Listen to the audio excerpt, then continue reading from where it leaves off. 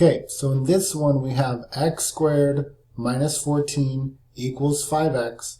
Remember, we want it to equal 0, so I'm going to subtract 5x from this side, subtract 5x from the other side. So now we have x squared, let's keep it in order, minus 5x minus 14 equals 0. So we want to make sure the right side of the equals 0, and then everything else on the left side in order. So x squared minus 5x minus 14, the number in front of x squared is a 1. Then the number in front of x squared is a, the number in front of x is b, and the number at the end is c. So in this case, a is 1, b is negative 5, c is negative 14.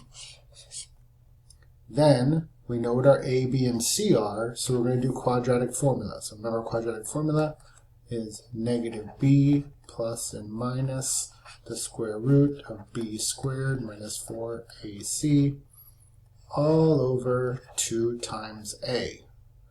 So x equals, where there's a b, we're going to plug in b. b is negative 5. So negative, b is negative 5, plus or minus the square root b, b is negative 5 squared, minus 4 times a is 1,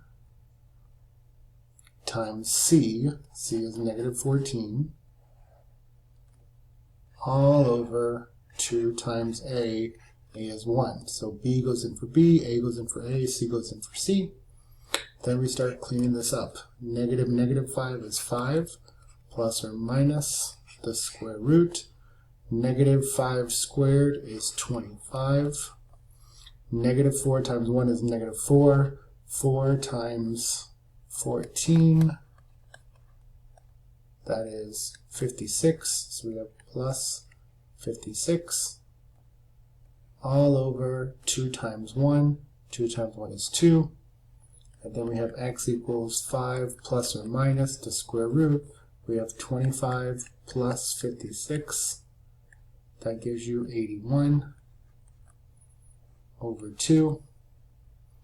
Then we have x equals 5 plus or minus the square root of 81 is 9 over 2. And now we have plus or minus. So we're going to do 1 minus and we're going to do 1 plus. So let's do 5 minus 9 over 2 and 5 plus 9 over 2. 5 minus 9 is negative 4. Negative 4 divided by 2 is negative 2. That's one of the answers.